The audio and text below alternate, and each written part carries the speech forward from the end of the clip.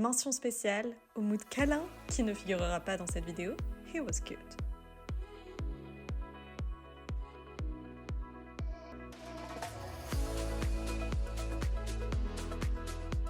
Hello tout le monde, j'espère que vous allez bien. Aujourd'hui on se retrouve pour une vidéo avec un concept que j'avais hâte de vous faire, qui est 10 moods, 10 livres. Vous l'avez vu dans le titre ou dans la miniature.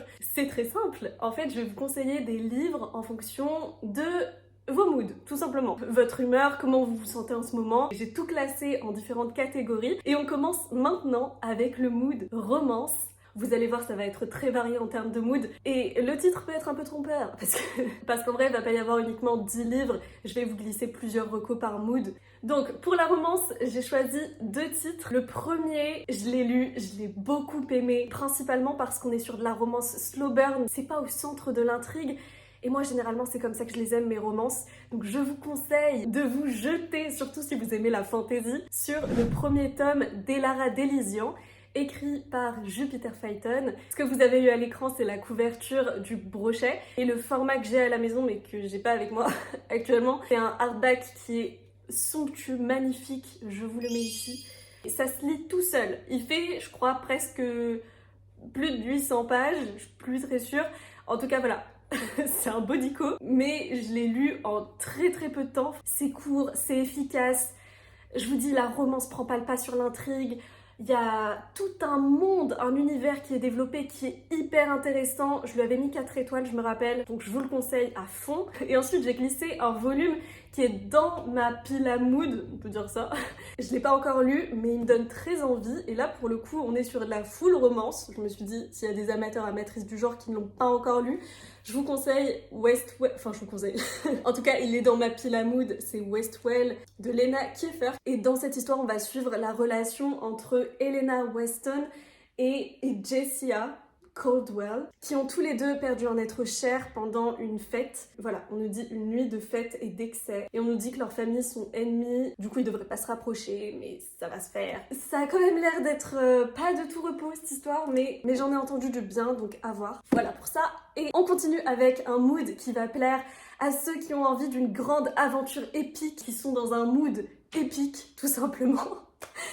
C'est un récit d'aventure, mais attention, pas n'importe lequel parce qu'il est comparé à Tolkien. On le décrit comme le Tolkien coréen, enfin traduit. Il s'agit du démon... non, qu'est-ce que je raconte moi? Il s'agit donc de L'oiseau qui boit des larmes, écrit par Lee Young-do. Et dans le résumé, on nous parle de poissons célestes, de cités effondrées, d'êtres dragons, enfin, vous voyez le délire. Il va y avoir un côté assez onirique, je pense. Ça a l'air d'être une œuvre fleuve avec beaucoup d'êtres différents, beaucoup de peuples différents aussi, enfin voilà. Laissez-vous tenter ou pas. Et on arrive à un de mes moods préférés, je suis souvent dans ce mood-là, c'est le mood aventure. Et dans celui-là, je vous recommande de vous plonger dans Le Maître des Chagrins, qui est écrit par... Ah, j'ai oublié. Le premier roman de Justin Cole, qui devrait être une trilogie, je dis devrait parce qu'on n'a toujours pas le 3e volume, et qui se complexifie au fur et à mesure des tomes, qui devient même de plus en plus sombre. Le tome 2 était... Je peux rien dire en fait, parce que sinon je vais trop en dire. Mais en tout cas, le premier volume, c'est de la fantaisie initiatique. On suit un jeune homme qui va intégrer une école de magiciens, une académie. Ce jeune homme, c'est Anef de Brett, qui vit dans le village de Shaen Balou, dans lequel, voilà, il a toujours vécu, il n'est jamais sorti de ce village, et il va comprendre petit à petit pourquoi il y a cette surprotection un peu, pourquoi on ne laisse pas les personnes quitter le village. Une histoire qui, dans le 2e tome, a pris un tournant bien plus sombre que dans le premier, mais en tout cas, j'avais beaucoup apprécié ce premier volume sur plein d'aspects. Donc je vous le conseille. Et pour ma part, le livre qui me donne envie, dont le mood d'aventure rime aussi avec courte lecture, puisque j'ai envie de me lancer dans Hapa no Ko, un tout petit récit, écrit par Karine Serres et publié aux éditions Rouergue. Je parle pas souvent des éditions. Comme vous pouvez le voir, on est sur un récit plutôt de science-fiction. En tout cas, c'est ce que j'ai compris via le résumé, puisque... Je vais vous lire ça, c'est hyper énigmatique et j'adore parce que ça va nous faire voyager entre la France et le Japon, je vous lis ça. Donc on nous dit, pourquoi Madeleine du quartier France 45-67 se réveille-t-elle un matin effrayée en découvrant que ses mains sont devenues vertes? Lui fait-on tester un nouveau jeu de réalité virtuelle sans qu'elle le sache? Car désormais, c'est l'occupation principale sur Terre. Jouer. La planète est devenue une ville infinie où tout travail a été aboli. maintenant que les machines s'occupent de tout. Pendant ce temps, de l'autre côté de la Terre, dans le quartier Japon 2358, Ken se réveille aussi avec les mains vertes. Mais lui n'a pas peur, car il sait que les mains vertes donnent des pouvoirs. Ça a l'air incroyable! Ça a l'air fou! Franchement, je suis trop hypée par ce résumé. Waouh! Je vous en dirai des nouvelles bientôt d'ailleurs. Hapa Noko. Et on continue avec un mood qui, là, pareil, le mood enquête, j'aime trop ça. C'est vraiment un de mes préférés. Et donc si vous cherchez un roman avec du mystère, des personnages attachants, une intrigue de fou, je le survends un peu, Agatha Christie can join the party, of course, ou lisez Darkly, qui était mon number one, voilà, mon livre préféré de 2025. Ce livre est... je l'ai pas pris avec moi là. J'ai adoré cette histoire qui a aussi un ton assez féministe finalement. Et il y a une petite romance, enfin voilà, il y avait vraiment tout ce que j'aime dans ce livre. C'était très page-turner, c'était une méga super aventure si vous aimez les jeux de société aussi, puisque dans cette histoire on va suivre Arcadia Gannon, qui est une jeune fille qui s'occupe de la boutique d'antiquités de sa mère. Et la particularité d'Arcadia, c'est qu'elle est absolument fan des jeux Darkly. Donc ce sont des jeux qui sont conçus pour vous donner le frisson et être vécu en fait. C'est vraiment une aventure qui va au-delà du jeu, du simple jeu de société. Et Arcadia, elle est fan, et un jour, le site de Darkly va proposer un stage dans l'entreprise Darkly. Donc il faut savoir que la femme qui est à la tête de cette entreprise est décédée, et cette femme, elle était extrêmement mystérieuse, comme ces jeux en fait. Donc voilà, quand on va tirer le fil, on va se rendre compte de plein de choses, et j'en dis pas plus. Mais n'hésitez pas à lire ce livre, vraiment, il vaut le coup. Et sinon, vous pouvez faire comme moi et vous laisser surprendre par un autre livre de ce type que j'ai pas vraiment vu passer, que j'ai avec moi ici, et c'est Les Héritiers. Il y a même un sous-titre, Il y a des secrets que même l'argent ne peut étouffer. Ok. C'est écrit par Jessica Goodman. Donc nos personnages vont être invités au club de l'héritage de New York. Voilà, et le bal de l'héritage va se solder par un meurtre, donc tout le monde est suspecté. Enfin bref, ça a l'air sympa, franchement. Derrière, il y a Cosmopolitan qui nous dit notre nouveau thriller préféré. À voir. Et on poursuit avec un mood que j'aime beaucoup, franchement. J'y vais difficilement à celui-là, hein. C'est pas forcément mon préféré, mais je sais qu'il nous permet de voyager d'une toute autre manière. C'est le mood champêtre, évidemment. Donc si vous êtes à la recherche d'un roman à la Anne de Green Gables, avec une envie de souffler et de vous retirer à la campagne, peut-être pas physiquement, mais en tout cas par l'esprit, alors testons ensemble Rebecca de Sunnybrook, qui est... voilà, regardez-moi ça. Si ça nous vend pas des vibes tranquillou. C'est écrit par Kate Douglas Wiggin. C'est très court. Quand Rebecca Rowena Randall arrive à Riverboro, ses tantes s'attendent à accueillir une enfant docile et bien élevée. À la place débarque une fillette vive, imaginative et aux yeux noirs habitée d'une lumière intense.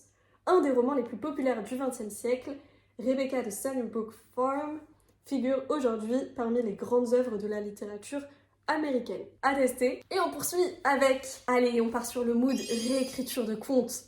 Et là, mon cœur balance entre une réécriture à la Cendrillon. Si vous êtes comme moi et que vous avez adoré Wicked 2 au cinéma, je ne peux que vous conseiller d'essayer avec moi un nouveau livre de McGuire, c'est ça son nom? McGuire, ouais c'est ça, qui a publié récemment Unloved Clara, ou en tout cas qui est paru récemment en français. Et là on est sur une réécriture de Cendrillon beaucoup plus sombre, beaucoup plus réelle et cruelle. Alors pourquoi pas, franchement pourquoi pas. Et sinon il y a les ouvrages d'Ophélie Duchemin, qui est une écrivaine connue pour notamment sa réécriture de La Belle et la Bête, et également de Réponse. Celle de Réponse notamment me donne très envie. Hein, n'est-ce pas? Surtout depuis que j'ai appris pour le live action, on va pas se mentir. Ok, on arrive lentement mais sûrement à la fin de cette vidéo. On passe au mood chill. Oh, qu'est-ce que je l'aime ce mood. Le mood chill. Alors, là aussi j'ai plusieurs recos. On va avoir notamment celui qui me tente le plus en ce moment, c'est Lettres d'amour de Kamakura, écrit par Ogawa Ito, qui a l'air comme ça d'être assez gros, mais quand on regarde à l'intérieur, c'est très espacé. Enfin, il y a même des lettres, c'est fou, en japonais. Plein de surprises. Et dans ce texte, voilà, on se trouve dans une petite papeterie de Kamakura, où Hatoko accueille toujours les clients avec une tasse de thé Hojisha choisi pour eux. On nous dit que son âme d'écrivain, restée plusieurs années en sommeil, se réveille et avec enthousiasme, elle reprend le pinceau pour répondre aux demandes de ceux qui viennent la voir. Enfin voilà, ça a l'air hyper chill, ça a l'air hyper cool. Pareil, celui-là j'ai envie de le lire bientôt. Et sinon, alors je sais pas trop si c'est vraiment chill, mais ça m'a l'air chill. Enfin en tout cas, la couverture me vend quelque chose de plutôt cosy. Et il s'agit donc de Happy Endings de Lucie Brion et publié chez Sarbacane.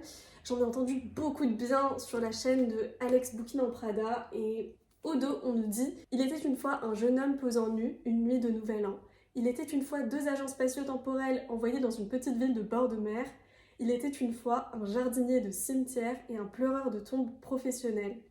Et ils finirent, allez savoir. » J'adore. Ça, je le glisse dans ma pile à mood. Hop. Et un autre que j'avais commencé à la Fnac et qui, pareil, vraiment des vibes très chill, que j'aime beaucoup, c'est qui C'était... Bon, je retrouve plus le nom, mais c'est pas grave, je vous mets la photo quelque part. Ensuite, on a un mood un peu similaire, mais voilà, qui fait toujours plaisir. C'est le mood Fanny, où là, j'ai envie de vous recommander Cargo Paradis, que j'ai lu l'année dernière, et qui m'avait fait vraiment beaucoup rigoler. Enfin, je me répète, mais il y a un personnage qui me faisait rire à chaque fois qu'il prenait la parole. Genre vraiment, j'avais toujours un sourire plaqué sur le visage à chaque fois que je lisais une de ses répliques. Et dans Cargo Paradis, on va suivre des adolescents qui sont dans un espèce de vaisseau / foreuse qui creusent la Terre et ils essayent de trouver un nouvel Éden parce que la Terre n'est plus habitable et donc voilà, on les suit dans leurs petites aventures. Ça m'avait fait beaucoup rire et on se décale. On passe sur un mood complètement différent des autres. Je vous le mets pour vous, hein. Je suis pas forcément hyper amatrice, ça dépend. C'est le mood thriller où là, il y en a un qui m'a tout de suite accroché. Bah pareil, typiquement quand j'ai commencé à lire ça, et ben je suis tombée sur ça. Il est vendu comme le thriller du moment en manga, mais il a aussi été adapté au cinéma et c'est aussi un livre à la base. C'est The Strange House. Il est vendu comme un véritable phénomène au Japon et ouais, je sais pas si je me lancerai. Franchement, si vous l'avez lu, n'hésitez pas à me dire parce que c'est vraiment une histoire voilà, classée entre le paranormal et l'horreur. On va suivre deux protagonistes qui vont enquêter dans une maison où il y a des traces d'actes de maltraitance d'enfants et du coup ils vont essayer, je pense, d'investiguer. Ça a l'air très sombre mais en même temps hyper mystérieux. Enfin, allez checker si ça vous intéresse. Et on va conclure avec un de mes moods favoris que j'ai humblement nommé Mood Female Rage. Et le premier livre que j'ai à vous présenter qui rentre parfaitement si vous êtes dans ce mood où vous avez envie, voilà, de vous laisser porter par des récits de femmes puissants. Notamment, je vous conseille à 100% Je serai le feu de Digli, dont j'ai déjà parlé, mais écoutez, faut en reparler en fait, c'est pas possible. Alors pour le coup, on n'est pas sur un récit du style roman, pas du tout, puisque là, Digli va nous présenter en fait des femmes, des poétesses de ce siècle et même plus, enfin, c'est-à-dire que dans les écoles, que ce soit à l'université, au collège, au lycée, on étudie tout le temps tellement de grandes voix masculines en fait, et les voix de femmes, elles sont rares alors qu'elles existent, elles ont toujours été là, simplement elles sont invisibilisées. Ce genre d'œuvre les remet en avant et vous allez apprendre tellement de choses et c'est pas lourd, c'est au contraire, c'est très léger parce que ça fait vraiment un focus sur une femme où vous allez avoir quelques mots sur sa vie, quelques mots sur voilà, ce qu'elle a vécu et ensuite vous avez des poèmes. Oh, c'est génial. En plus, des poèmes anglophones inédits ont été traduits par Clémentine Beauvais. Voilà. Donc vraiment, jetez-vous dessus, que ce soit en médiathèque, hein, vous n'êtes pas obligé d'acheter bien sûr, mais ça vaut vraiment le coup. Moi je picore, j'ai pas encore tout fini. Portrait de 50 femmes par Digli. On poursuit avec cette fois-ci un roman dont j'attends la suite, mais tellement, j'attends trop la suite. C'est Legendborn, écrit par Tracy Deonn, purée, je l'ai. Ce livre qui est pareil, qui traite de sujets importants, qui met en avant des femmes puissantes. Je pense notamment à notre héroïne Brie Matthews, qui dans cette histoire, après le décès de sa maman, va intégrer dans une prestigieuse université de Caroline du Nord un programme anticipé d'études et qui va découvrir tout un pan de cette école qui est un peu masqué. Elle va découvrir une société secrète, elle va se faire des ennemis, elle va découvrir qu'elle a des pouvoirs. Bref, c'était vraiment super bien, j'ai adoré. Au début j'avais eu un peu de mal, je me rappelle, mais après vous passez les premières pages et ça glisse tout seul. C'était vraiment chouette. Et il y a plein de messages importants aussi qui sont glissés dans ce texte, donc vraiment je vous conseille. Et voilà, on arrive doucement mais sûrement à la fin de cette vidéo. J'espère qu'elle vous aura plu et que vous aurez trouvé le livre qui correspond à votre mood du moment. Moi je vous dis à bientôt pour de prochaines vidéos. Prenez soin de vous. Salut!